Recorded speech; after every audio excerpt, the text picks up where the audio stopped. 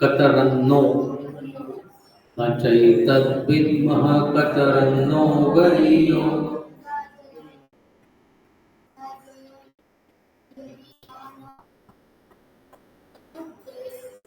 यद्वा जयेम यदि वा नो जयेयुः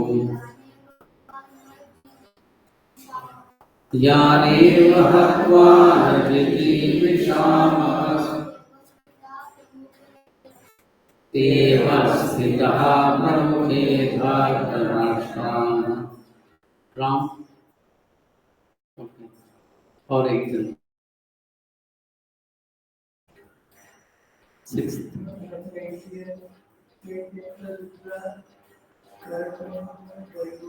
न चैतद्विद्मः कतरन्नो गरीयो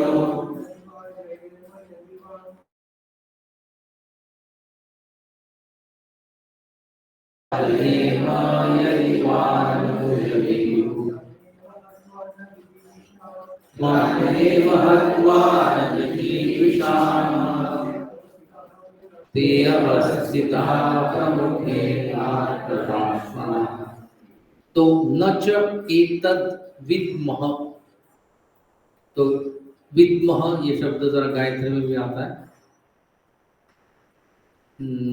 इसमें आता है विद्मः ओम भूर्भुवस्वः तत्सवितुर्वरेण्यं भर्गो देवस्य धीमहि धियो, उस पर नहीं आता अगला।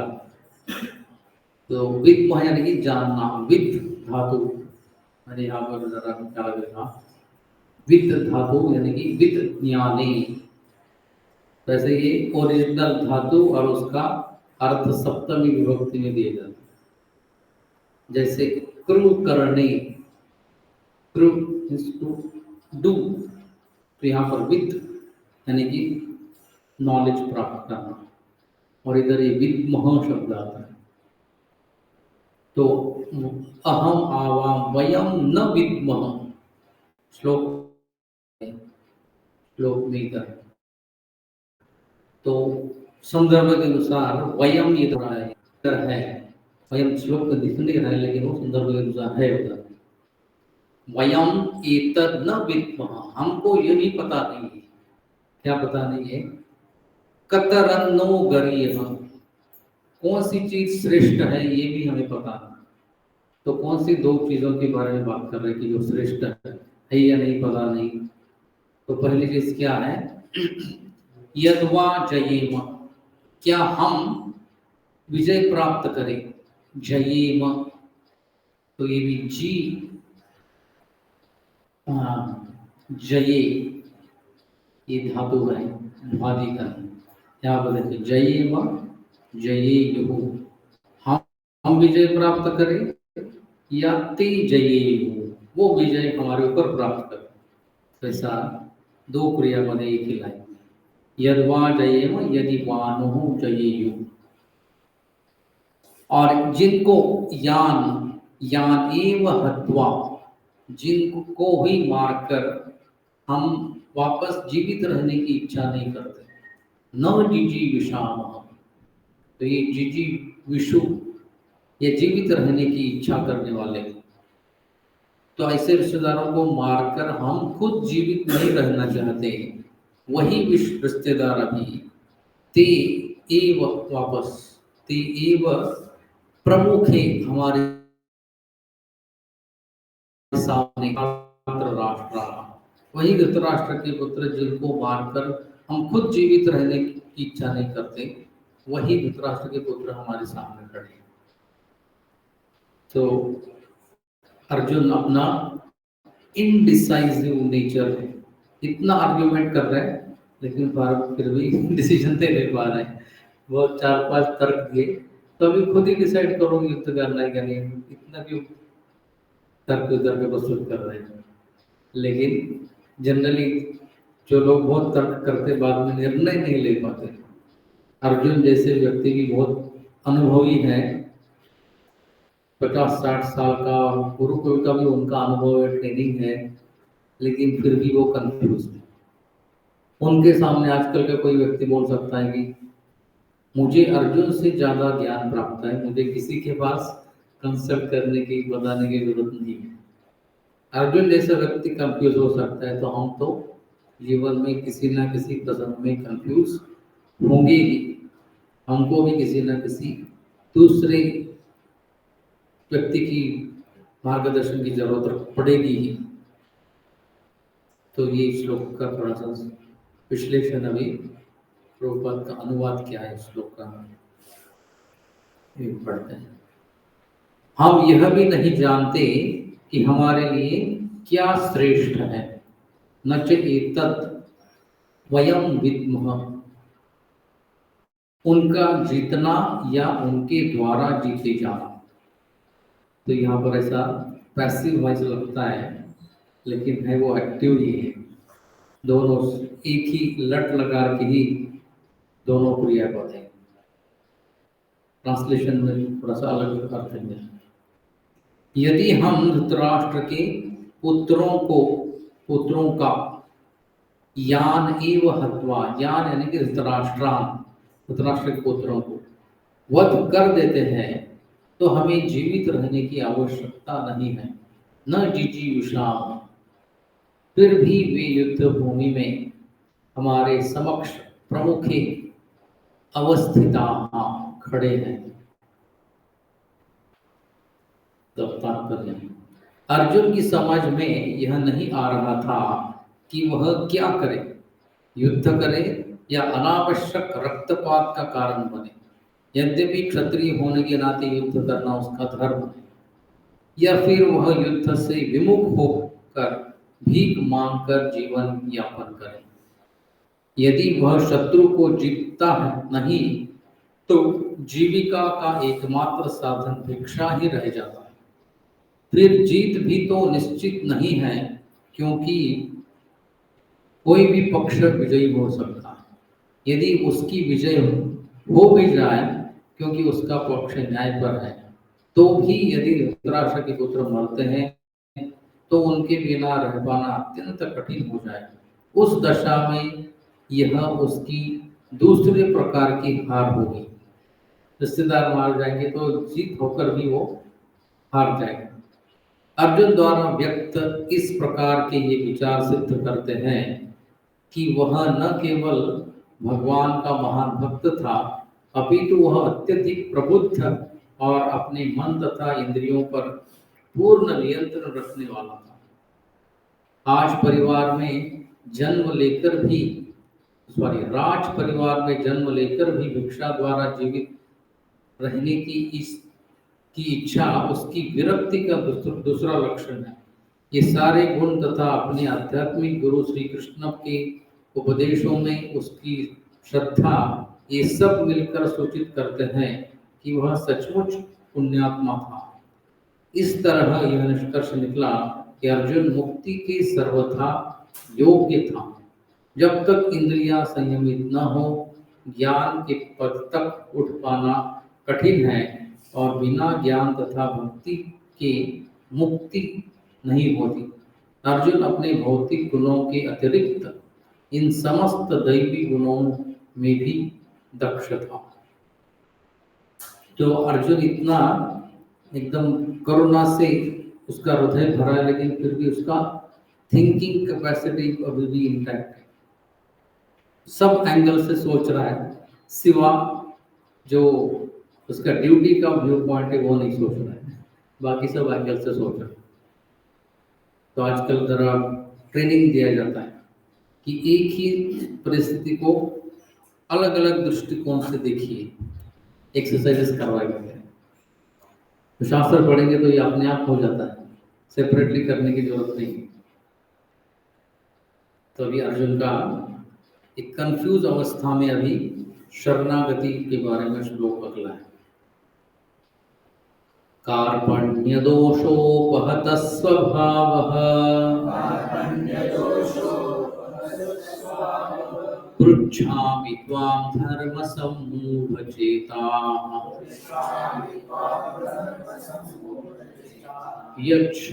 यच्छ्रेयस्यान्निश्चितं ब्रूहि तन्मे। शिष्यस्तेऽहं शाधि मां त्वां प्रपन्नम्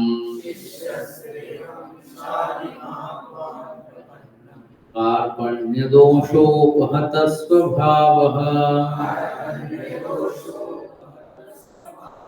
पृच्छामि त्वां धर्मसम्मूढचेताः यत् श्रेयस्यान्निश्चितं ब्रूहि तन्मे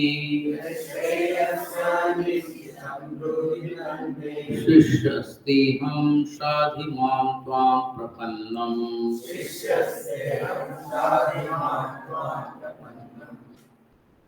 कौन गाना चाहेंगे? आप प्रयास करो।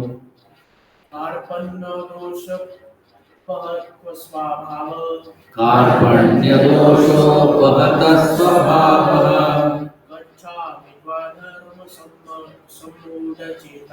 पृच्छामि त्वां धर्मसम्मूढचेताः यच्छ्रेयस्यान्निश्चितं ब्रूहि तन्मे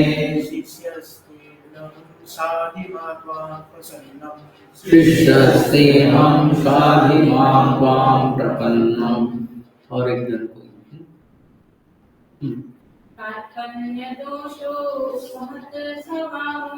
कार्पण्यदोषोपहतः स्वभावः पृच्छामि त्वां धर्मसम्मूढचेताः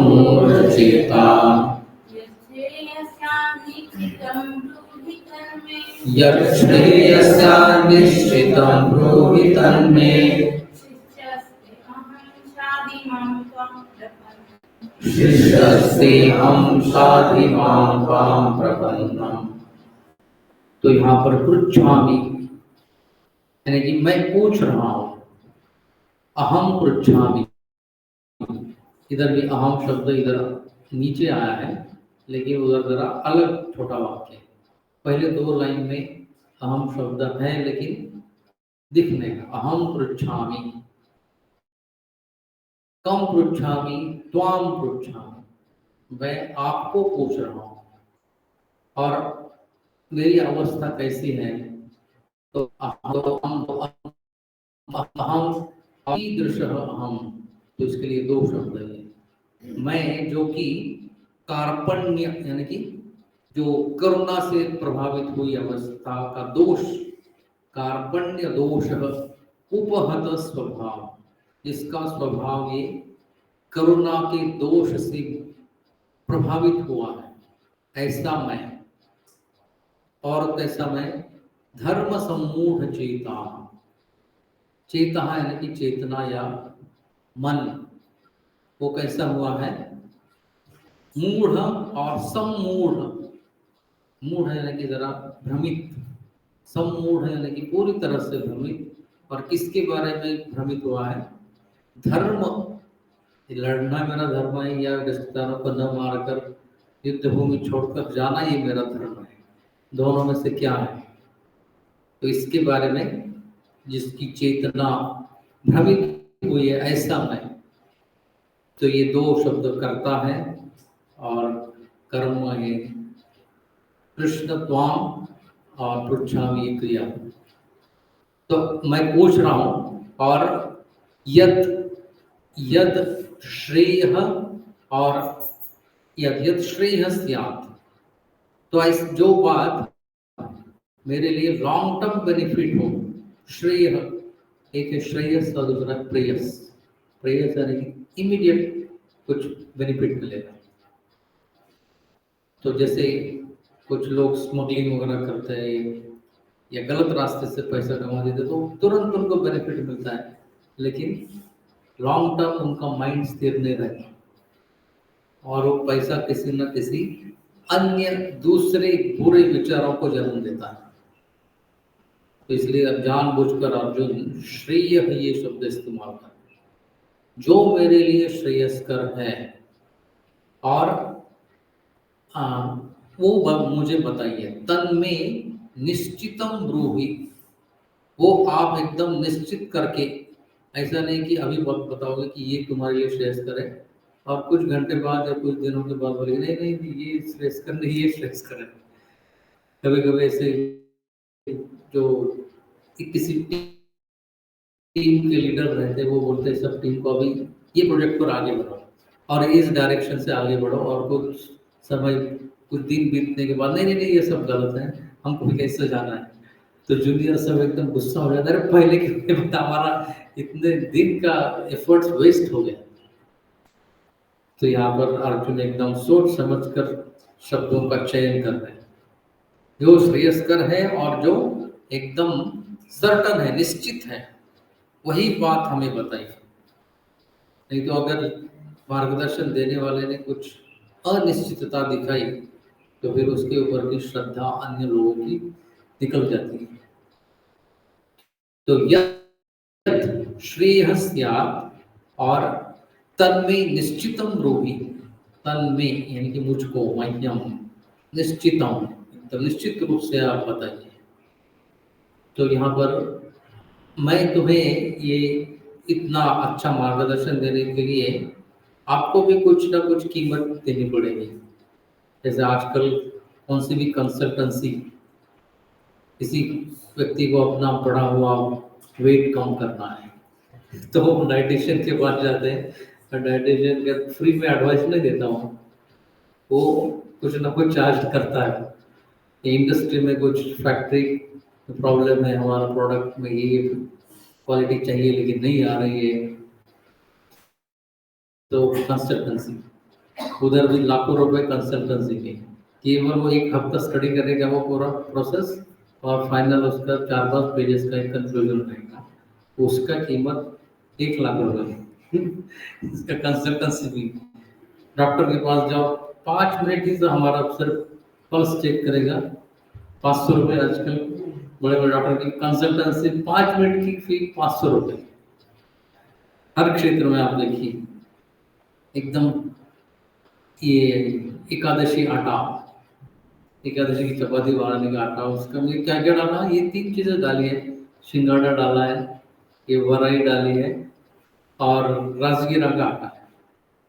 तो उन्होंने एकदम पैक किया हुआ आटा इधर लाया तो एकदम नॉर्मल चपाती जैसे चपाती बन रही है, और हम उसका प्रोपोर्शन वही आटे का डालकर प्रयास कर रहे हैं, वो चपाती फट रही है।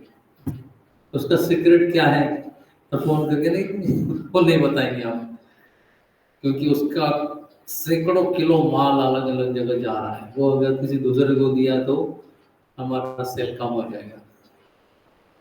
तो आजकल कोई भी कंसल्टेंसी फ्री नहीं है, तो वैसे ही शास्त्र में भी जो मार्गदर्शन दिया जाता है वो फ्री नहीं है, लेकिन यहाँ पर करेंसी क्या है, करेंसी यहाँ पर शरणागति की ही करेंसी।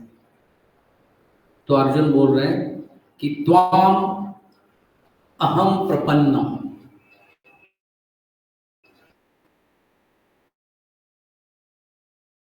तो मैं आपको शरणागत आया हुआ हूं। तो अहम ते शिष्य, मैं आपका शिष्य हूँ, माम शाधि, मुझे उपदेश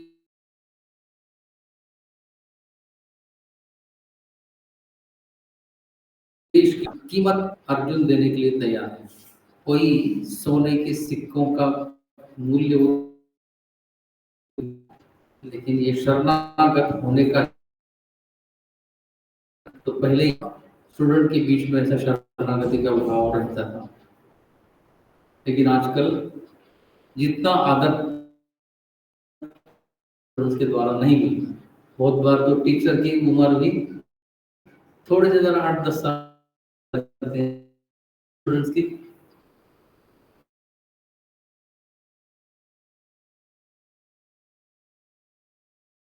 20-22, और जो टीचर है उसकी उम्र रहती है 28-29। तो ये आदर नेचुरल उम्र के द्वारा भी नहीं आता, इसका महत्व भी पता नहीं। लेकिन वैदिक संस्कृति में ये शरणागति का भाव पहले, फिर जो श्रेयस्कर बातें हैं वो उसको बताई जाएगी। तो प्रपद का अनुवाद इसका क्या है।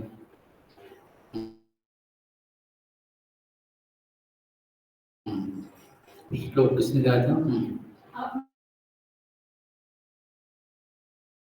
कर्तव्य भूल चुका हूँ। ऐसी अवस्था में अपना कर्तव्य भूल गया हूँ और सारा दिन मैं आपसे पूछ रहा हूँ कि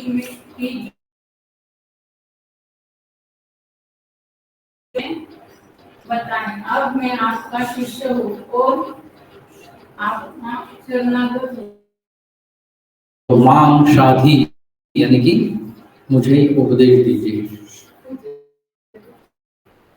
तात्पर्य यह प्राकृतिक नियम है कि भौतिक कार्यकलाप की प्रणाली ही हर एक के पर ऊर्जा मिलती है। अतः प्रमाणित गुरु के पास जाना आवश्यक है, जो जीवन के उद्देश्य को पूरा करने के लिए समुचित पथ निर्देश दे सके। समग्र वैदिक ग्रंथ हमें यह उपदेश देते हैं कि जीवन की अनचाही उलझनों से होने के लिए प्रामाणिक गुरु के पास जाना चाहिए। ये उलझनें उस दावाग्नि के समान है जो किसी के दुखी है।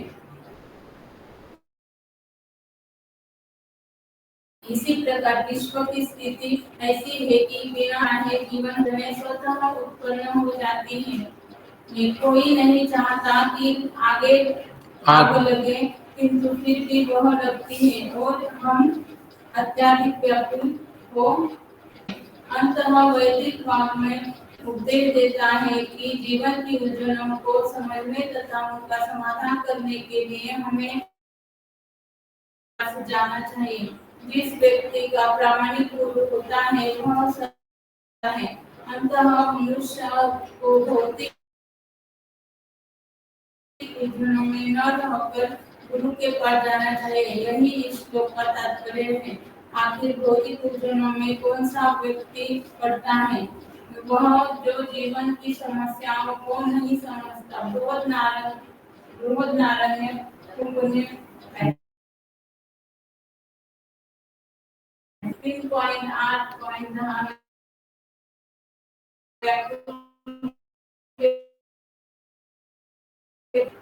यो वा एतद् अक्षरं गार्गी विदित्वा अस्मान् लोकान् प्रैति सः कृपणः। कृपण वह है जो मानव जीवन की समस्याओं को समझने बिना सुकर की भांति इस संसार को त्याग कर चला जाता है। जिनके लिए यह मनुष्य वह अपने जीवन की समस्याओं को हल करने में कर सकता है। अंततः जो इस अवसर का लाभ नहीं उठाता वह कृपण है। ब्राह्मण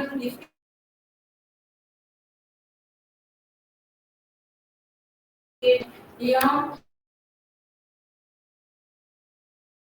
एतदक्षरं गार्गी विदित्वान् अस्मान् लोकान् प्रैति स ब्राह्मणः। देहात्म बुद्धिवश कृपण का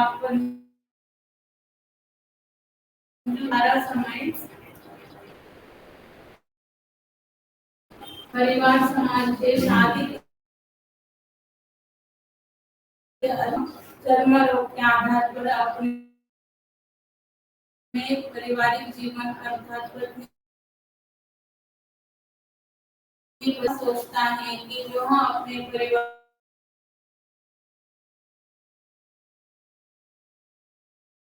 परिवार या समाज से जा सकता है। ऐसी परिवार को मृत्यु से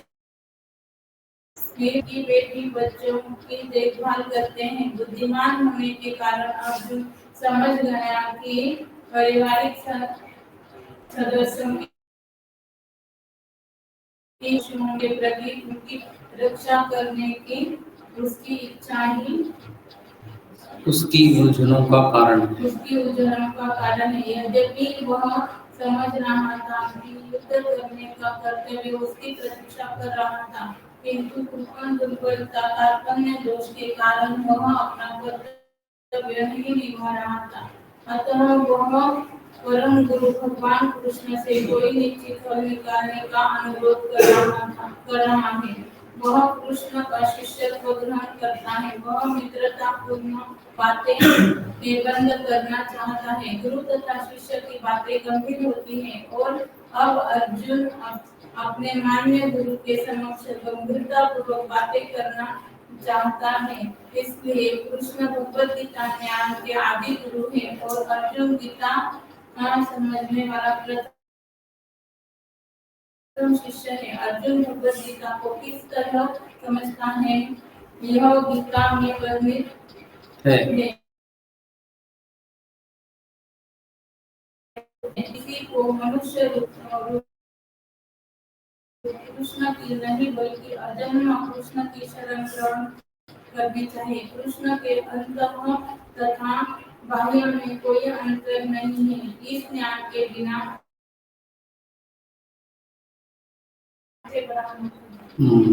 तो शुरुआत प्रभुपाद कैसे करते हैं कि न चाहते हुए भी कुछ ना कुछ समस्या हमारे जीवन में आ ही जाती है और एक प्राकृतिक नियम है। भौतिक कार्यकलाप की प्रणाली ही हरेक के लिए चिंता का कारण है पर उलझन मिलती है। तो there is danger at every step, तो इंग्लिश में कहते हैं वही इधर लिखा है। तो हमें पता नहीं कि हमारा शरीर भी कहीं कब प्रॉब्लम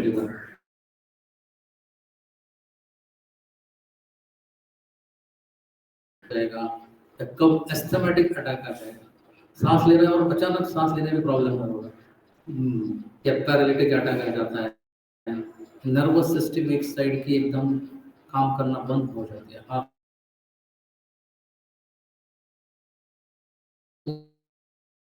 वस्तु दिख आप दुखदायक अनुभव रहेगा, वो है दिख रहा है लेकिन आप पहुंच नहीं रहे उधर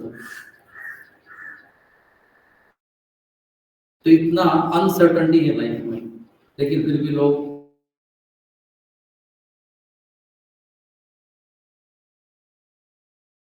इसके बारे में सोचते ही भाव है, कुछ भी कंट्रोल नहीं है इस बॉडी के ऊपर। तो वो मुद्दा पहला प्रभाव देता है। चलते चलते कोई पीछे से गाड़ी आ जाए और वो हमको टक्कर दे जाए, हमारी कुछ भी गलती नहीं है लेकिन कुछ भी एक्सीडेंट होने की संभावना है और उसमें हम मरने की संभावना है। तो ऐसी परिस्थिति में विशेष करके यहाँ पर और एक उदाहरण क्या दिया है कि जीवन में हम दुख चाहते नहीं है लेकिन फिर भी दुख आ जाते हैं। कोई भी प्रार्थना नहीं करता है भगवान मेरे जीवन में दुख दीजिए, लेकिन फिर भी दुख आ जाते हैं। तो ये दुख उसकी तुलना किससे की गई है? दावाग्नि, यानी कि जंगल में जो आग, जंगल में इतने पेड़ है, इतने फल है, इतने अलग अलग प्रकार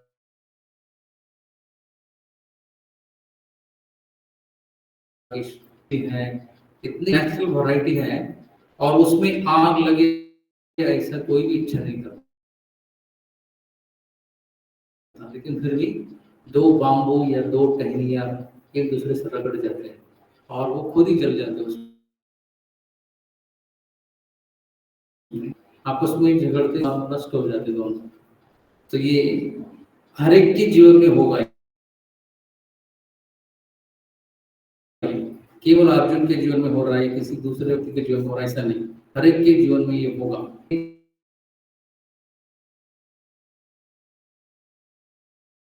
शब्द इस्तेमाल करते हैं तो ऐसी अवस्था में उसको मार्गदर्शन की आवश्यकता है ही, अतः उसको यहाँ पर प्रमाणित चाहिए, एक्चुअली ऑथराइज्ड स्पिरिचुअल मास्टर के लिए अधिकृत गुरु या ऑथराइज्ड यानी कि प्रामाणिक, इनके ऐसा ऑनेस्ट ऐसा नहीं, प्रमाणित चाहिए, दूसरा शब्द अलग हुआ है,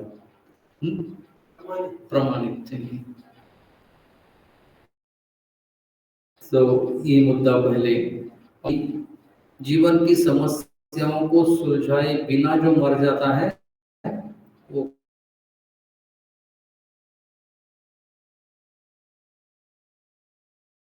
मरता है, वो ब्राह्मण, केवल ब्राह्मण परिवार में जन्मा इसलिए ब्राह्मण, ऐसा डेफिनेशन गलत है।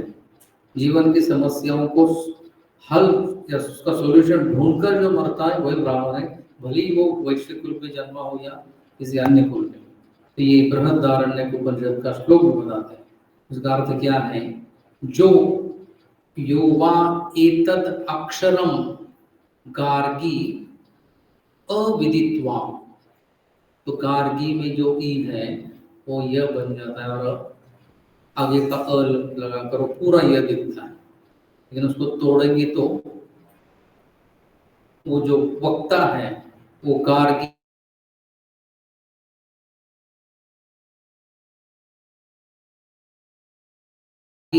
तो इस परम सत्य अक्षर यानी कि वाले सत्य को न जानकर अविदित्वा अस्मात् लोकात् प्रैति, इस लोक से प्रइति या प्रैति, तो ऐसा व्यक्ति क्या है? कृपण, सह कृपण। प्रीत क्या है? अपरा, वही लाइन ऐसी दिखती है, सेम है। यह एतद अक्षरम गार्गी, इधर देखिए तोड़ा हुआ शब्द है, इधर स्प्लिट किया है, इधर संधि कर कर अविदित्वा आता है, इधर संधि न होने के कारण विदित्वा जानकर वो परम सत्य अक्षरम एतत् वा अस्मात् लोकात् प्रैति स ब्राह्मण। तो ये तो बहुत सारे लोगों का भ्रम है, ब्राह्मण कुल में जन्मा हुआ व्यक्ति ब्राह्मण। ये अंडरस्टैंडिंग किसी के दिमाग में जब तक के तात्पर्य नहीं पड़ेंगे तब तक वो अंदर नहीं जाएगा, इंजेक्शन की तरह वो सोच अंदर नहीं जाएगी। तो ये विश्लेषण क्या रहता है, ये वाक्य भी बहुत थॉटफुल है। तो देहात्म बुद्धिवश कृपण या कंजूस लोग अपना सारा समय इसमें बिताते हैं, परिवार, समाज, देश आदि की अत्यधिक प्रेम में गंवा देते। माय फैमिली में एकदम आजकल ऐसा है कि हर एक के मोबाइल में जीपीएस, ये व्यक्ति अभी कहाँ है और कितनी दूर है ये भी पता चलता है। पहले वो उसका कार्य पूरा होगा या नहीं कुछ पता नहीं, लेकिन आजकल कनेक्टिविटी इतनी ज्यादा है, कनेक्टिविटी लेकिन डिफरेंस ऑफ ओपिनियन में बोलते हैं। पहले कनेक्टिविटी इतनी नहीं थी, लेकिन बेसिक प्रिंसिपल में सब एक हो जाते थे। देश के प्रति हर कंट्री अपने सिटीजन्स के प्रति ये देश प्रेम बढ़ाने के लिए अलग अलग स्कीम्स कर रहे हैं। हर एक कंट्री का अपना अपना एंथम, क्या मॉर्निंग ड्रेस में नेशनल एंथम हर एक कंट्री का है। भारत का जैसे जन गण मंगल है, वैसे अमेरिका, यहाँ तक कि अभी भारत में भी हर एक स्टेट का भी अलग है। सरजा, महाराष्ट्र माला, कर्नाटक माते, उधर भी ऐसा कुछ तो हर एक स्टेट बोला था 12:30 भगवान की आसक्ति मत बढ़ाओ, देश के प्रति और राष्ट्र के प्रति आसक्ति बढ़ाओ।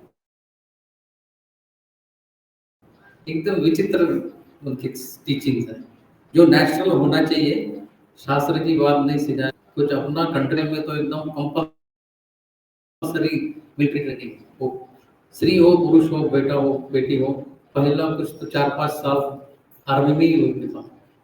तो युद्ध में अभी इतने सारे सैनिक मर रहे होंगे, तो नए नए कहाँ से आ रहे हैं? ऑलरेडी ट्रेन जो है उस कॉलेज में, चलो आर्मी में भर्ती होता, तो न चाहते हुए भी आर्मी में भर्ती होना पड़ेगा, और कुछ लोग उसमें मरते भी होंगे। तरह टोटल पॉपुलेशन कितना है आर्मी में, और पहले के राजाओं के पास कितनी सेना थी, और आज के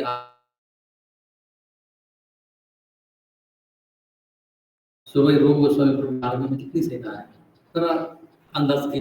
पहले के राजाओं के पास एकदम लाखों सैनिक रहते थे, उसकी तुलना में हमारा पूरा इंडिया का जो सेंट्रल गवर्नमेंट का या आर्मी है, नेवी है और एयरफोर्स, इन तीनों का मिलकर कुछ 15-20 लाख हो गया। पहले के राजाओं के टाइम में ये ऐसी इससे भी ज्यादा बड़ी सेना रहती थी।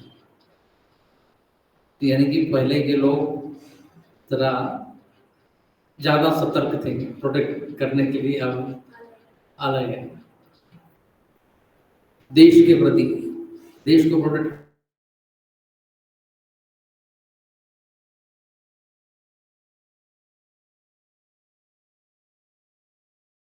करना। हमने अभी रिसेंटली मैंने इंफॉर्मेशन सुनी, 60 सेकंड में 500 गोलियां, क्या स्पीड होगा उसका।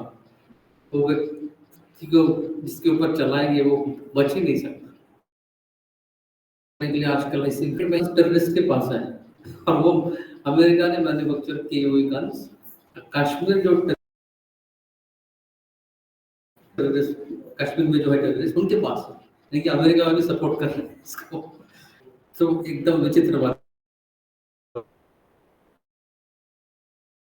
1971 के आसपास लिखा हुआ। तो भगवान से छोड़कर अन्य चीजों में आसक्त होने के लिए बहुत प्रोपेगेंडा, बहुत एडवर्टाइजमेंट चल रही है। तो इसलिए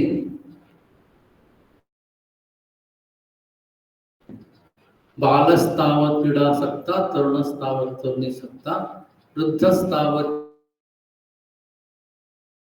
चिंताग्रस्ता परे ब्रह्मणि कोपि न सकता। जब तक व्यक्ति छोटा है खेल कूद में बहुत आसक्त रहता है। बाल के लिए जाएंगे आप।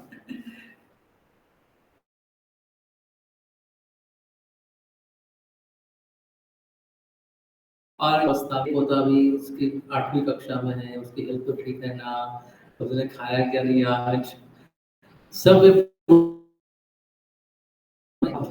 तरफ पूछो कि दिमाग में क्या चल रहा है। तो भगवान के बारे में चिंतन नहीं है, किसी न किसी बेटे या बेटी के बच्चों के बारे में ही चल रहा है उनका दिमाग। और आखिरी लाइन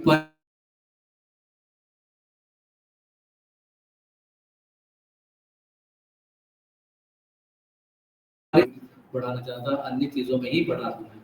तो मनुष्य प्रायः चर्म रोग यानी कि मेडिसिन वाला चर्म रोग नहीं, स्किन डिजीज, एक दूसरे के साथ का संबंध, ये ब्लड रिलेशन है हमारा। तो ये ब्लड रिलेशन के आधार पर ही आसक्त रह जाता है, और फिर आध्यात्मिकता में वो रुचि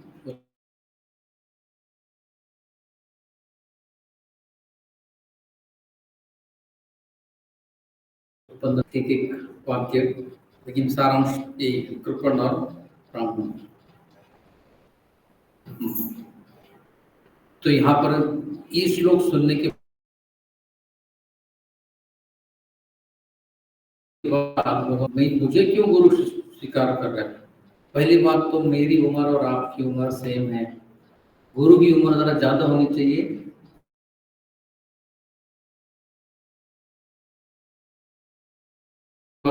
चल रहा हूँ और मेरे से ज्यादा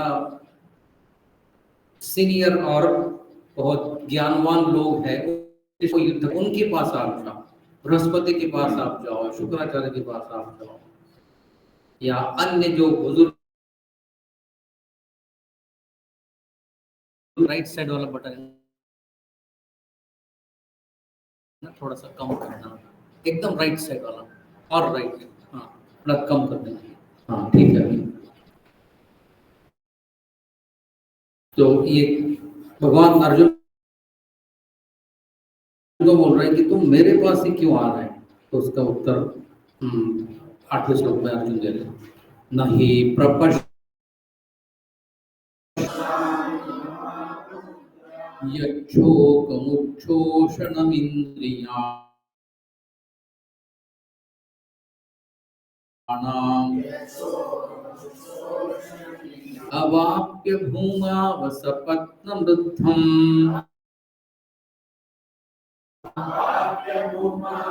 पीठाधिपत्यम्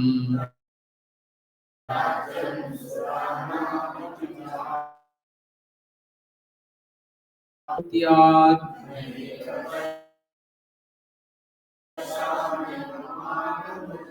यच्छोकमुच्छोषणमिन्द्रियाणाम्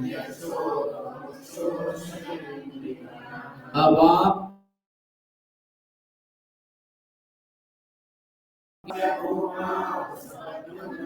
राज्यम् अपि चाधिपत्यम्। हम कौन ट्राई करना चाहेंगे पीछे? हम सुराण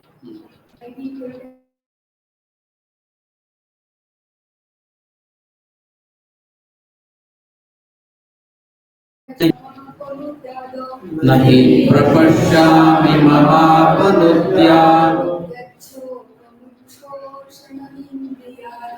यच्छोकम्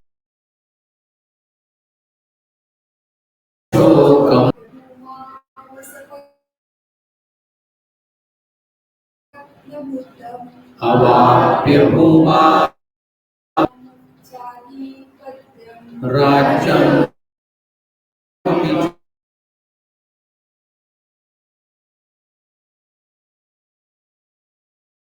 क्रियापद। तो इसमें कौन सा पद है यहाँ पर? प्रपश्यामि। पश्यामि ये बहुत बार सुना हुआ क्रियापद है, उसको जरा प्र ये उपसर्ग लगा है, तो बहुत अच्छी तरह से देखना।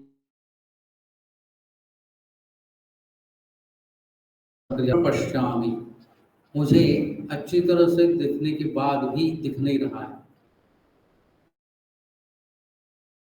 क्या नहीं दिख रहा है? या यत् शोकम, ये मेरा जो शोक है रिश्तेदारों को मार कर विजय प्राप्त या युद्ध करना, ये विचार से ही जो शोक उत्पन्न हुआ है, दुख उत्पन्न हुआ है, इस शोक क्या है और उसका एडजेक्टिव क्या है? ये शोक इंद्रियाणाम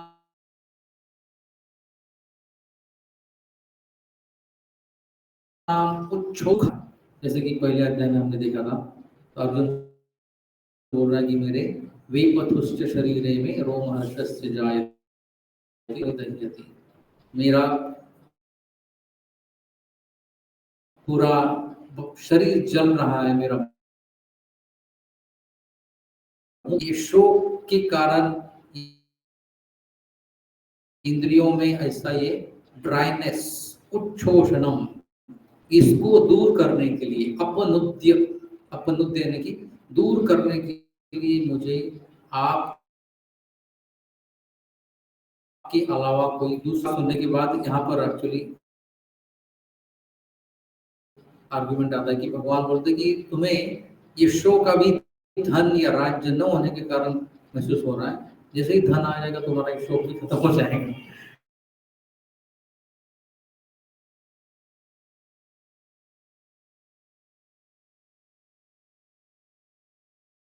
दूर नहीं होगा। ऐसे बहुत कुछ अमीर दुख उनके जीवन में भी है। ये सिद्ध करता है कि पैसा सब दुखों का, शोक का निवारण नहीं कर सकता। तो वैसे अर्जुन के जीवन में है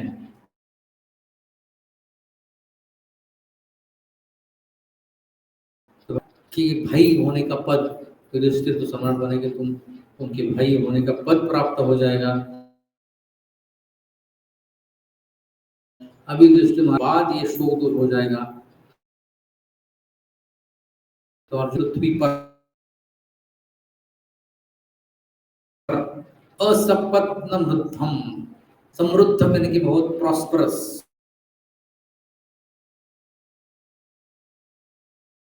समृद्धशाली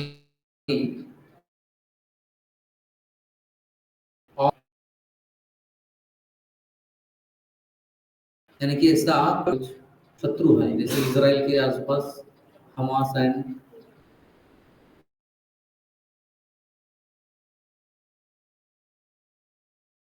असपत्नम यानी कि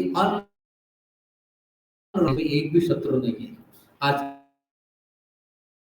की परिस्थिति में नहीं समझ सकते हैं शब्द को, उस टाइम ऐसा था कि सब सम्राट के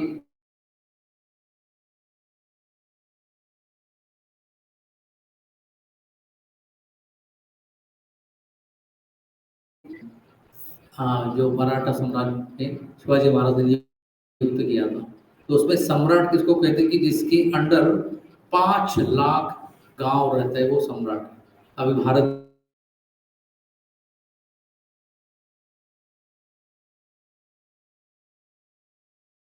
तो वो सम्राट का पद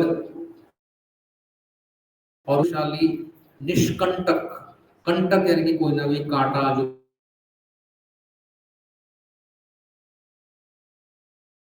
है, तो ये इसका विशेषण है।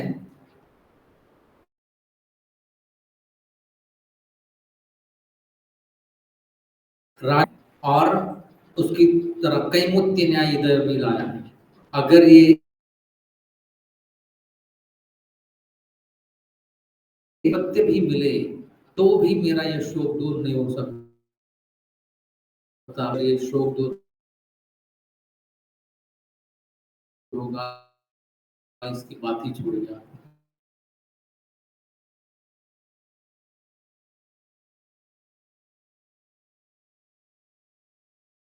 स्वर्ग प्राप्त कर ये शोक कैसे दूर हो सकता है। हम्म।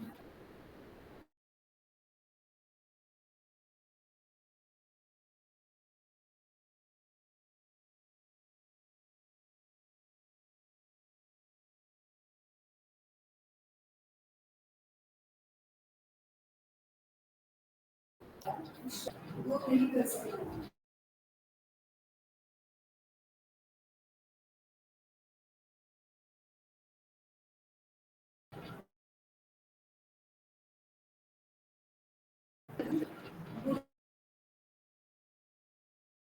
तो भगवान श्री कृष्ण की सहायता के बिना अपनी असली समस्याओं को हल नहीं कर पाया। वह समझ गया था कि इसकी सारे अस्तित्व शरीर की शरीर को शरीर को सुखाए थी थी टॉप लाइन से इन उलझनों को भगवान कृष्ण जैसे शैक्षिक ज्ञान विद्वता उच्च पद ये सब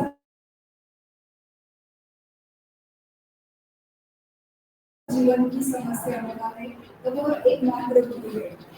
अतः निष्कर्ष यह निकला कि गुरु जो 100% कृष्ण भगवान गुरु है और वही जीवन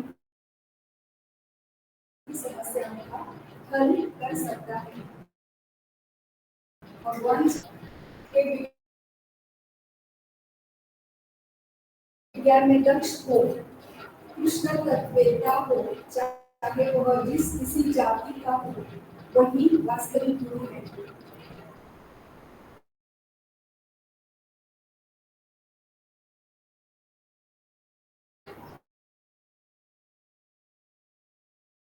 ही कृष्ण तत्ववेत्ता श्री गुरु। कोई व्यक्ति चाहे जाति में जन्माशुर हो या कि सन्यासी, यदि वह कृष्ण के विज्ञान में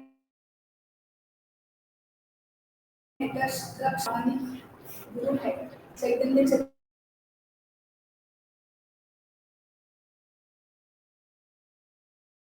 के बिना कोई भी प्रामाणिक गुरु नहीं हो सकता।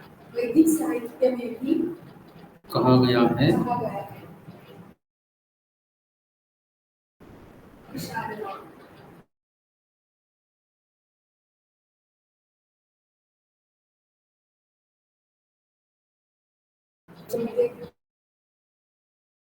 ज्ञान में पारंगत क्यों न हो, यदि वह वैष्णव नहीं है तो गुरु बनने का वैष्णव या कृष्ण भक्त है तो गुरु बन सकता है। संसार की समस्याओं जन्म जरा राज्य है जो जीवन की सारी सुविधाओं से तथा संपत्ति एवं आर्थिक विकास से जुड़ी है।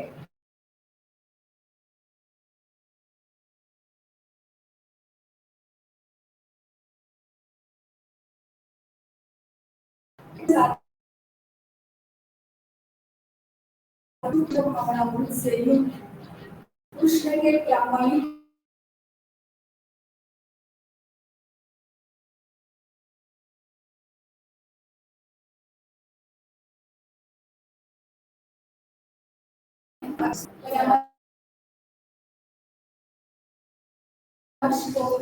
किसी भी पारिवारिक सामाजिक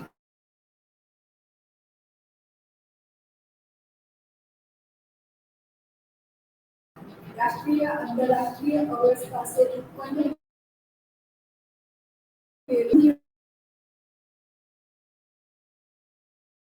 लोगों ने देवताओं की सर्वोच्च कामनी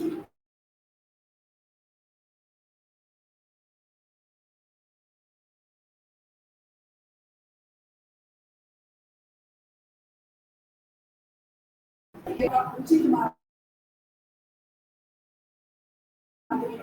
आर्थिक विकास या विश्व आधिपत्य प्राप्ति के द्वारा सीमित क्षण समाप्त हो सकता है तो भी यात्रा भी जिसके लिए समाप्त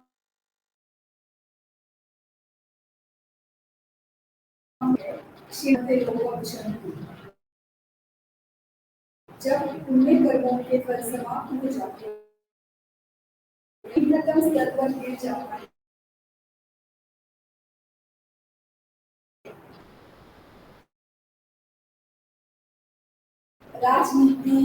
राजनीतिज्ञों का हुआ है ऐसा अधपतन शोक का कारण बनते हैं तो हमें कृष्ण की शरण ग्रहण करनी होगी जिस तरह अर्जुन ने श्री कृष्ण प्रार्थना की कि वे उसकी समस्या का निश्चित समाधान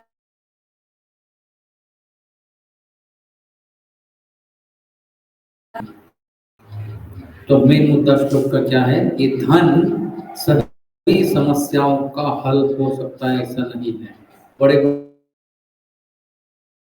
बड़े से उद्विग्न रहते हैं और वो भी किसी न किसी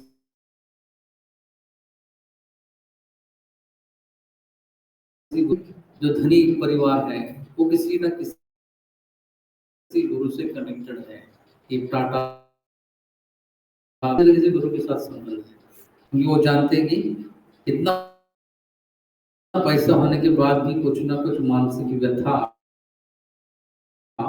ये धन सुलझा नहीं सकती। और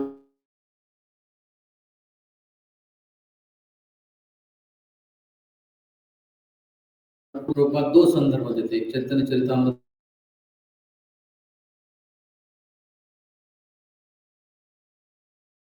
का कृष्ण वही गुरु हो सकता है और चैतन्य चरितामृत वो 400-500 साल पहले आया। उससे पहले ये पद्म पुराण पद्म पुराण तो पहले ही कई हजारों साल पहले उसमें भी यही गुरु था।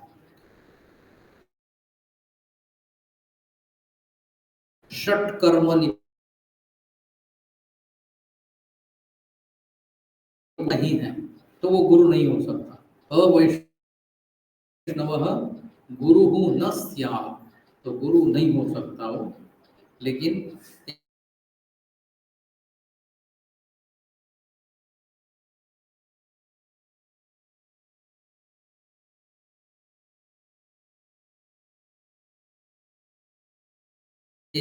जन्म जरा व्याधि तथा मृत्यु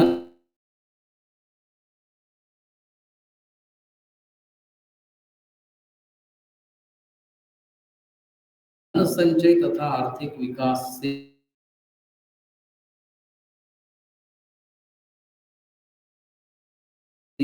वो सब वीडियो उससे उधर से ही बने। कई एकड़ में फैला हुआ बसा हुआ वो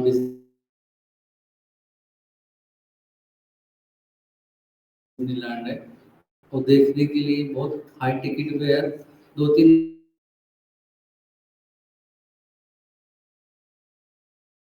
घंटे चल रहा है। 50 साल क्रॉस हो गए। तो कुछ साल पहले उसकी डेथ हुई जो ओनर था उसका टिकट तो उसका मेंटेनेंस खर्चा उसको क्या होगा, डेथ, मृत्यु हो गई तो मृत्यु के पहले ही उसने रिसर्च जारी रखी है और मानव को अमर बनाने का मेडिसिन आपके पास जब आ जाएगा वो मेडिसिन में तो तब तक आपका इस रिसर्च वर्क चालू रहा है, इसलिए मैं इतना बड़ा प्रॉपर्टी होना, लेकिन उसको पता नहीं कि मानव ये उसको मरना ही पड़ेगा। उसके पहले एक बहुत बड़े राजा हुए, उनके पास तो मर गए, जो शासन नहीं पढ़ता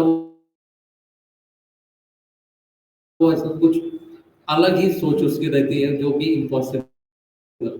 तो उसका सेकंड पार्ट क्या है, ये डिज्नी लैंड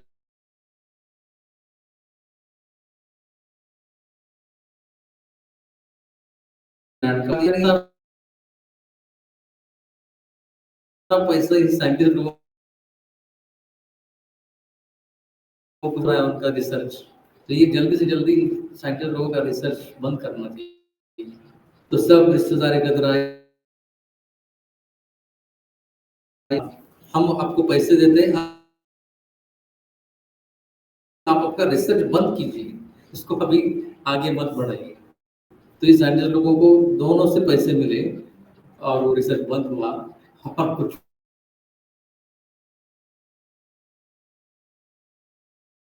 पैसे प्रोग्राम इनका हल सांसारिक समस्या की निवृत्ति धन संचय तथा आर्थिक विकास से संभव नहीं है। अभी फेमस उद्योगपति रतन टाटा कार्स भी है, अलग अलग ब्रांड की, तो उन्होंने डेवलप किया, लेकिन फाइनल उसको भी मरना ही पड़ा। ये सच्चाई लोग जानना नहीं चाहते, कुछ अलग ही करना चाहते, इसलिए सब समस्या है। हम्म, हम्म। तो यहाँ पर वापस यदि आर्थिक विकास, इकोनॉमिक डेवलपमेंट और मटेरियल से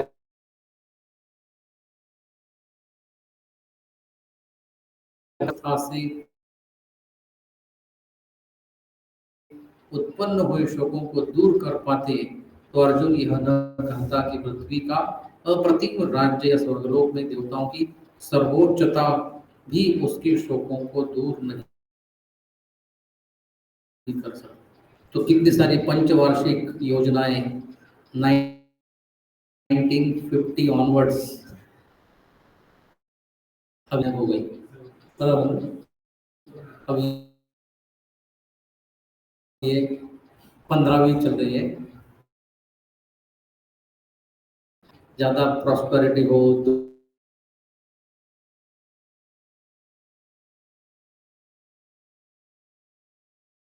राज्यकाल के राज्य के पीरियड में ये कम हुआ, हर मतलब चलती रहती है, शांति का माहौल चाहते हुए भी नहीं आएगा। तो इधर ही रुकते हैं हम, 1:04 हुए। किसी को कोई कमेंट कीजिए आप।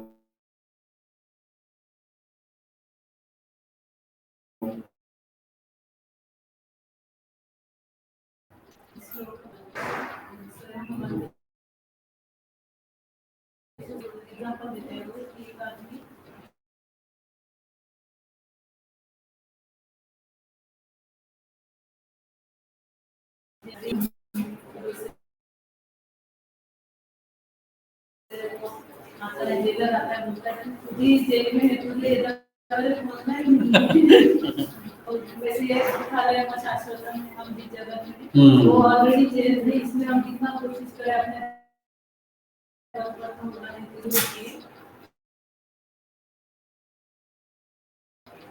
उनके पास सारी योग्यता है कि सही समय पर हमें जो भी करना चाहिए या हमें सुनना चाहिए किसी का, एक मार्गदर्शन होना चाहिए हमारे लाइफ में, ताकि हम सही समय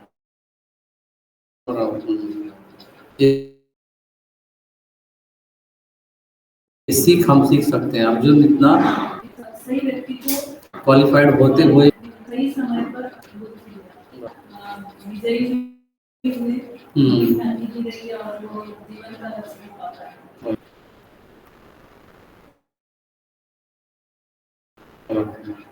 मुझे दे दो मालूम, आपके पास थे ना मालूम?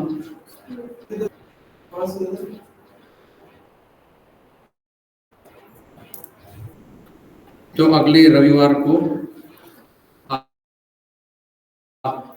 क्या करना है फिर आप? हाँ, दिवाली भी है अगले रविवार आपको भूला जाएगा। तो